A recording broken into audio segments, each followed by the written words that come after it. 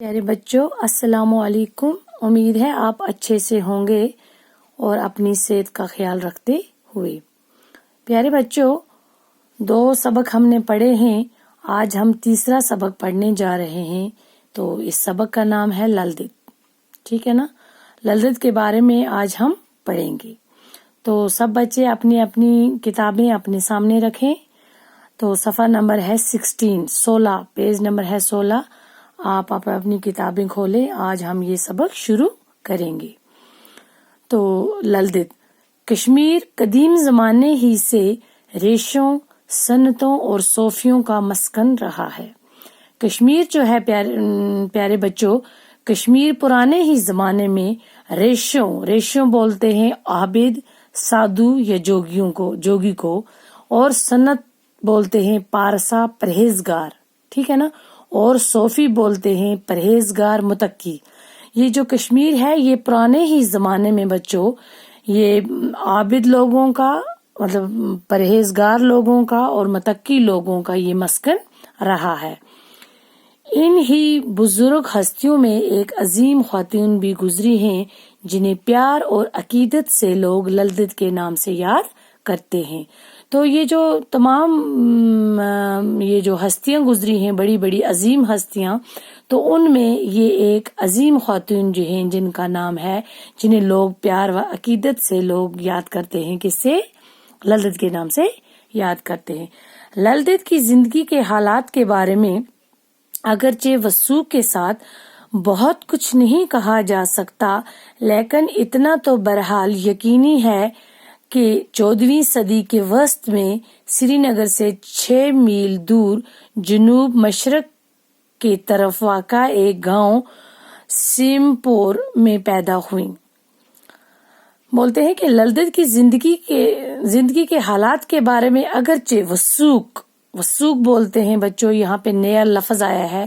آپ اپنی رف کاپیز اپنے پاس رکھیں گے تو جو ورڈ اس میں نیا آئے گا وہ آپ اپنی کاپی پر نوٹ کریں گے۔ جیسے یہاں پہ ہمارے پاس ریشوں، اس کا مطلب آپ لکھو عابد، سادھو یا جوگی۔ صنعتوں ہو گیا پارسا پرہیزگار، صوفیوں ہو گیا پرہیزگار متقی، ٹھیک ہے نا؟ اسی طرح ہمارے پاس یہ تیسرا چوتھا ورڈ آ گیا ہمارے پاس وثوق بولتے ہیں بچوں، وثوق کے ساتھ ہو گیا، ہم نہیں بولتے، ہم نے یہ بات بڑے وثوق کے ساتھ کہی، یقین کے ساتھ، اعتماد کے ساتھ۔ تو یہ بولتے ہیں کہ یہ چیز ان کی زندگی کے حالات کے بارے میں ہم وثوق کے ساتھ تو بہت کچھ نہیں کہہ سکتے، یقین کے ساتھ نہیں کہہ سکتے، لیکن بہرحال یہ تو یقینی ہے کہ 14ویں صدی کے وسط بولتے ہیں بچوں، درمیان اور بیچ سری نگر سے 6 میل جنوب مشرق کی طرف ایک گاؤں واقع ہے سیمپور، جہاں پہ یہ پیدا ہوئی ہیں۔ ان کے والدین نے اس وقت کے رواج کے مطابق چھوٹی عمر میں ہی ان کی شادی پامپور کے ایک پنڈت گھرانے میں کر دی۔ تو ان کے جو والدین تھے انہوں نے ان کی شادی، کیونکہ پہلے زمانے میں یہ رواج ہوا کرتا تھا بچوں کہ چھوٹی عمر کی لڑکیوں کی شادی کر دی جاتی تھی، کیونکہ یہ اس وقت کا رواج تھا۔ اسی رواج کے مطابق للدت کے والدین نے بھی ان کی شادی چھوٹی ہی عمر میں پامپور کے ایک پنڈت گھرانے میں کر دی۔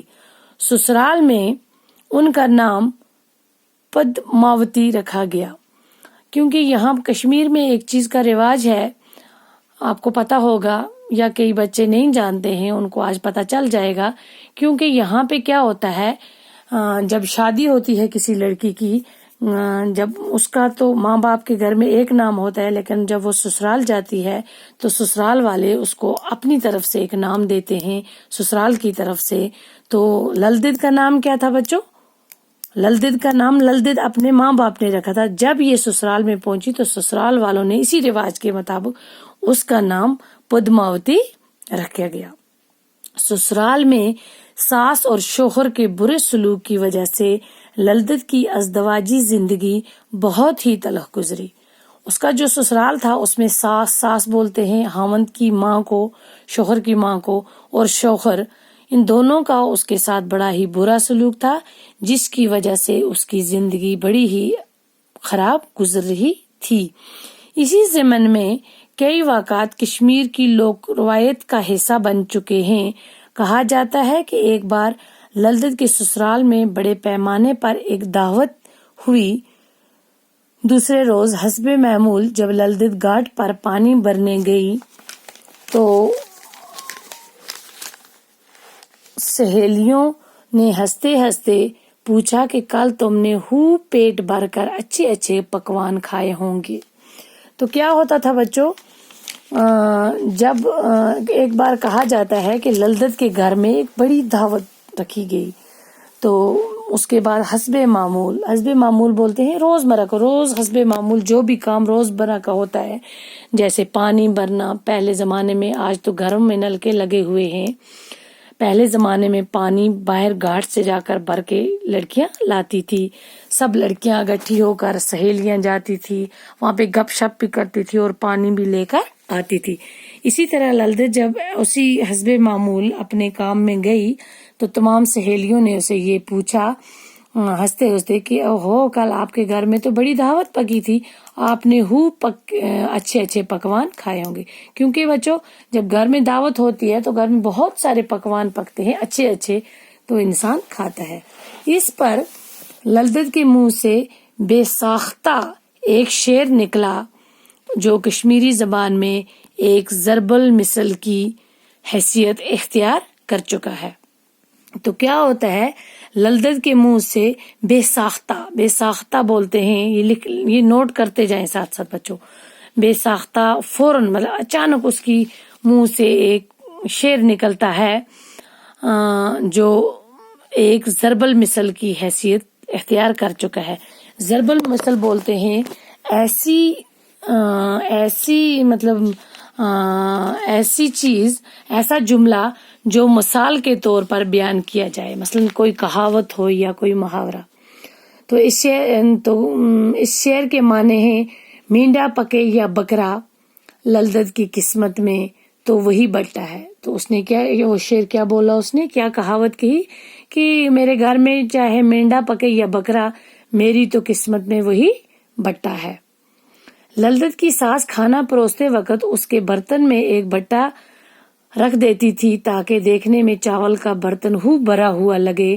للدت نہایت صابر تھیں، وہ چاول کھا کر بٹا دھو کر ایک طرف رکھ دیتی تھی تاکہ ان کی ساس کو دوسرا بٹا ڈھونڈنے کی زحمت نہ اٹھانا پڑے۔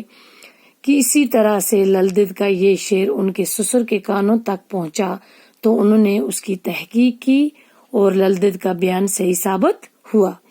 تو جب اس نے یہ کہاوت کہی تو کیا ہوتا تھا بچوں، للدت کی ساس جب بھی کھانا پروستی تھی، پہلے زمانے کا یہ رواج ہوتا تھا کہ بہویں گھر میں کام کرتی تھی، کھانا بناتی تھی، اور اس کے بعد جب کھانا کھانے کا وقت آتا تھا تو ساس جو ہوتی تھی وہ خود اپنے ہاتھ سے کھانا نکال کر دیتی تھی پورے گھر والوں کو۔ تو اسی رواج کے مطابق للدت کی ساس بھی جب کھانا سب گھر والوں کو دیتی تھی تو للدت کی جو پلیٹ ہوتی تھی کھانے کی، اس کی پلیٹ میں وہ ایک برتن رکھ دیتی تھی، بٹا رکھتی تھی، اور اوپر سے چاول ایسے پروستی تھی تاکہ یہ پلیٹ بھری ہوئی لگے چاول سے، یہ برتن بھرا ہوا لگے۔ تو للدت جو تھی وہ بہت ہی نہایت ہی صبر کرنے والی تھی۔ وہ کیا کرتی تھی، یہ چاول کھاتی تھی، کھا کے یہ تھوڑے سے، اور اس کے بعد وہ بٹا دھو کر چولہے کے پاس رکھ دیتی تھی تاکہ اس کی ساس کو یہ بٹا دوبارہ نہ ڈھونڈنا پڑے، کل اس کو اس کی مذمت نہ کرنی پڑے، زحمت نہ اٹھانی پڑے، تو وہ وہی بٹا وہاں دھو کے رکھ دیتی تھی۔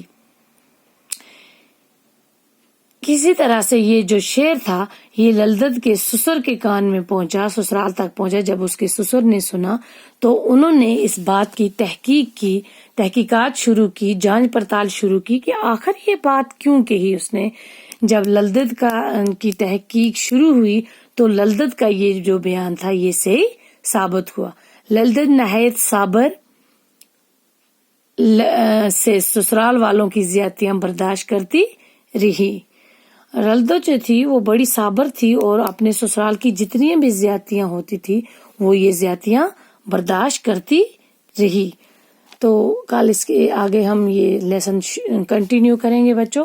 تو کل انشاءاللہ ہم یہیں سے پھر پڑھیں گے پیج نمبر 17 سے. ٹھیک ہے، تب تک کے لیے خدا